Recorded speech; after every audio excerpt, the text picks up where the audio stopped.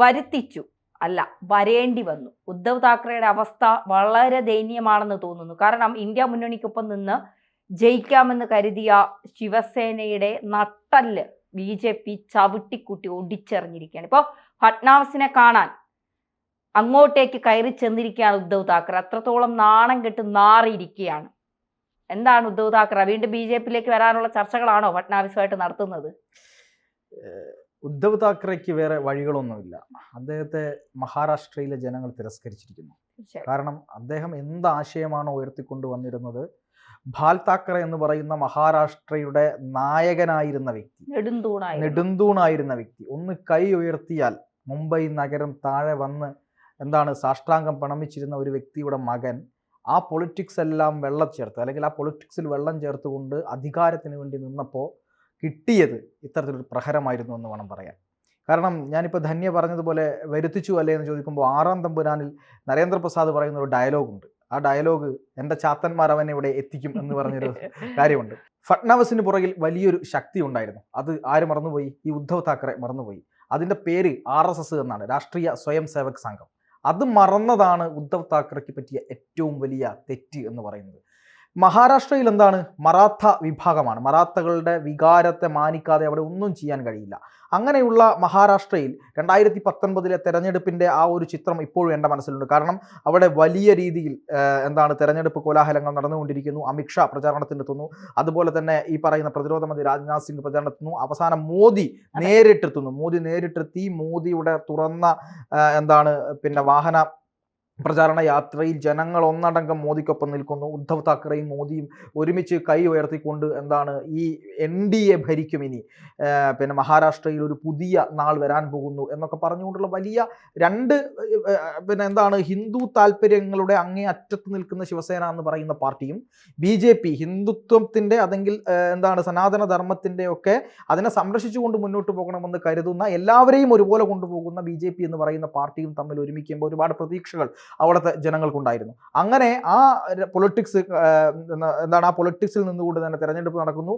ആ തെരഞ്ഞെടുപ്പിൽ നിന്ന് NDA സഖ്യം വലിയ വിജയം നേടുന്നു.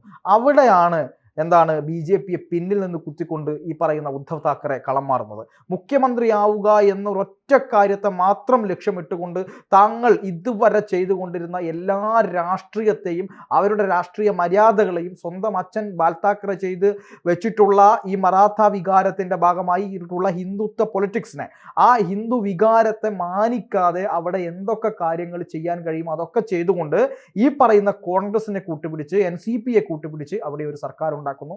ആ സർക്കാരിന്റെ തലവനായി നിന്നുകൊണ്ട്, മുഖ്യമന്ത്രിയായി നിന്നുകൊണ്ട് അവിടെ ഭരണം നടത്തുന്നു. എന്തായി? അല്പം കഴിയുന്നതിന് മുമ്പ് തന്നെ ഈ പറയുന്ന ശിവസേനയിൽ 2 പിളർപ്പുണ്ടായില്ലേ?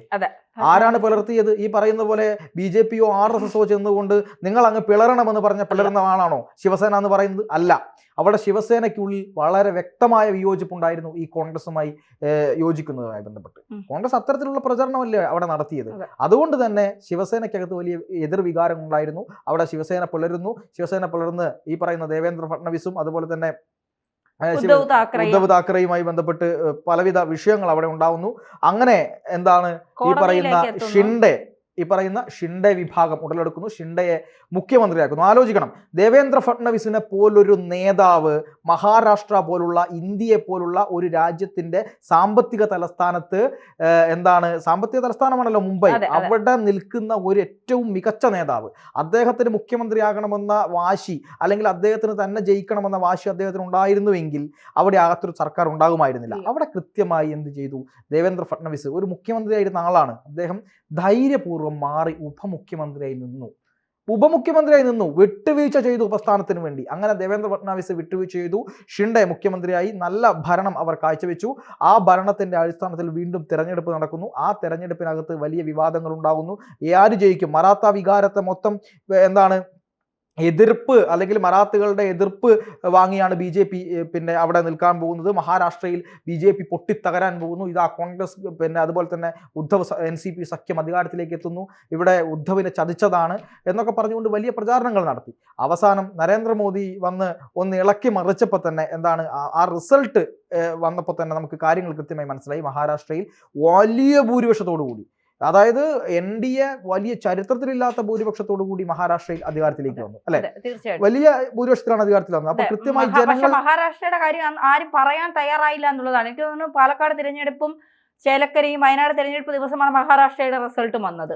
ആ ദിവസം ചാനലുകൾക്കൊന്നും മഹാരാഷ്ട്ര വേണ്ടായിരുന്നു. മഹാരാഷ്ട്ര എന്ന് പറയുന്നത് ഫട്നാവിസ്, എനിക്ക് തോന്നുന്നു പാർത്തൻ പറഞ്ഞതുപോലെ ആ ഒരു വിട്ടുവീഴ്ച മനോഭാവമാണ്, ഞാനല്ല വലുത് പ്രസ്ഥാനമാണ് വലുത് എന്ന് തെളിയിക്കുന്ന ഒരു നേതാവായി ഫട്നാവിസ് മാറി എന്നുള്ളതാണ് നമുക്ക് ആ ഇതിലൂടെ കാണാൻ കഴിഞ്ഞത്.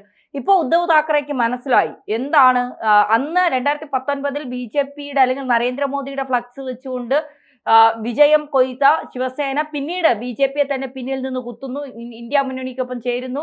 ഇപ്പോൾ രാഹുൽ ഗാന്ധി പ്രധാനമന്ത്രിയാകും, അതോടുകൂടി മഹാരാഷ്ട്രയിൽ വലിയ മാറ്റങ്ങൾ തങ്ങളിലൂടെ ഉണ്ടാകും, തങ്ങളുടെ കൈവിട്ട് മഹാരാഷ്ട്ര പോകില്ല എന്നൊക്കെ ഉദ്ധവ് താക്കറെ വലിയ വീരവാദം മുഴക്കി അദ്ദേഹം അതിൽ ആത്മവിശ്വാസം കൊണ്ട്. പക്ഷെ പിന്നീടാണ് മനസ്സിലായത് രാഹുൽ ഇന്ത്യയുടെ പ്രധാനമന്ത്രി പദത്തിലേക്കല്ല, രാഹുൽ പ്രതിപക്ഷ നേതാവ് പോലും, നല്ലൊരു പ്രതിപക്ഷ നേതാവ് പോലും അല്ല എന്നുള്ളത് ജനങ്ങൾ തിരിച്ചറിഞ്ഞതിലൂടെയാണ് പൊട്ടിപ്പാളിസായത്. പക്ഷെ മോദിക്ക് അപ്പോഴും അവിടെ അല്ലെങ്കിൽ NDA സഖ്യത്തിന് അപ്പോഴും അവിടെ വേരുറപ്പിക്കാൻ കഴിഞ്ഞു എന്നുള്ള ജനങ്ങളുടെ മനസ്സിലേക്കാണ് അവർ ഇടിച്ചു കയറിയത് എന്നുള്ളതാണ്. അതുകൊണ്ട് തന്നെയാണ് തീർച്ചയായിട്ടും അവർക്ക് വിജയിക്കാൻ കഴിഞ്ഞതും അവിടെ അധികാരത്തിലെത്താൻ കഴിഞ്ഞത്. ഉദ്ധവ് താക്കറേക്ക് ഇപ്പോഴാണ് ചെയ്ത തെറ്റിന്റെ ആഴം എത്രത്തോളം വലുതാണ് എന്ന് മനസ്സിലായത്. അതുകൊണ്ടാണ് വിളിക്കാതെ തന്നെ ഫട്നാവിസിന്റെ അടുത്തേക്ക് കയറി വന്നപ്പോൾ പിന്നിൽ മോദി തന്നെ അത് സാക്ഷിയായത്.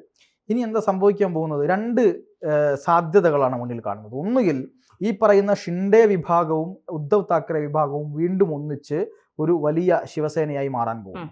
ആ ശിവസേന ഇനി ഒരു പക്ഷേ എന്താണ് കൈവിട്ട കളികളൊന്നും കളിക്കാൻ പോകുമെന്ന് എനിക്ക് തോന്നുന്നില്ല. അത് BJP ശിവസേനയേക്കാൾ വലിയ ശക്തിയായി മഹാരാഷ്ട്രയിൽ മാറിയിരിക്കുന്നു എന്നുള്ളതാണ് സത്യം.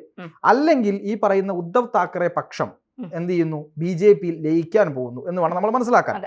ഇതിൽ ഏതെങ്കിലും ഒന്ന് അവിടെ സംഭവിക്കും. ഇല്ലെങ്കിൽ എന്താണ് ഉദ്ധവ് താക്കറേക്ക് ഇത്രയും കാലം മഹാരാഷ്ട്രയെ ഉള്ളം കയ്യിലിട്ട് ഭരിച്ചുകൊണ്ടിരുന്ന ഒരു, അതായത് അധികാരമില്ലെങ്കിൽ പോലും ഭരിച്ചുകൊണ്ടിരുന്ന ഒരു കുടുംബത്തിലെ ഒരു ഏറ്റവും ഉന്നതനായ നേതാവിന് ഇപ്പം ഭരണം പോലും ഇല്ലാതെ ഒരു വിലയുമില്ലാത്ത അവസ്ഥയിലേക്ക് കാര്യങ്ങൾ കൈവിട്ടു പോകുന്നു എന്ന് മനസ്സിലായപ്പോൾ അദ്ദേഹം വീണ്ടും ഫട്നാവിസിനെ കാണാൻ വന്നിരിക്കുന്നു, ഫട്നാവിസിന്റെ മുമ്പിൽ ഇരുന്നിരിക്കുന്നു. അന്ന് ഏതൊക്കെ തലത്തിൽ ചതിച്ച് ഫട്നാവിസിന്റെ പിന്നിൽ നിന്ന് കുത്തി എന്താണ് ഇന്ത്യ മുന്നണിക്കൊപ്പം പോയി പുതിയൊരു മുഖ്യമന്ത്രി സ്ഥാനം നേടിയാൽ അതേ എന്താണ് ദിവസങ്ങളിൽ അല്ലെങ്കിൽ ആ വർഷങ്ങൾ വീണ്ടും ആവർത്തിച്ച് വരുമ്പോൾ ആ മോദിയുടെ ഫോട്ടോ സാക്ഷിയാക്കി ഫട്നാവിസിന്റെ മുമ്പിൽ വന്നിരുന്ന് കേഴേണ്ട ഒരവസ്ഥയിലേക്ക് അല്ലെങ്കിൽ എന്താണ് അഭ്യർത്ഥിക്കേണ്ട അവസ്ഥയിലേക്ക് എത്തിച്ചിരിക്കുന്നു. ഇതിന്റെ പുറകിൽ ഒരേ ഒരു പേരാണ് രാഷ്ട്രീയ സ്വയം സേവക് സംഘം അഥവാ RSS. അത് അദ്ദേഹം മറന്നുപോയി. പക്ഷേ ഫട്നാവിസ് അത് മറന്നില്ല. അതുകൊണ്ട് ഫട്നാവിസിന് വീണ്ടും മുഖ്യമന്ത്രിയാവാൻ സാധിച്ചു. വലിയ നല്ല മോദിക്ക് ശേഷം ആര് എന്ന ചോദ്യത്തിന് വരെ ഫട്നാവിസിന്റെ പേര് ഉയരുന്ന രീതിയിലേക്ക് മഹാരാഷ്ട്രയിലെ രാഷ്ട്രീയം മാറുകയും ചെയ്തു. കാലത്തിന്റെ കാവ്യനീതി എന്ന് മാത്രമേ ഇത് പറഞ്ഞു വെക്കാനുള്ളൂ.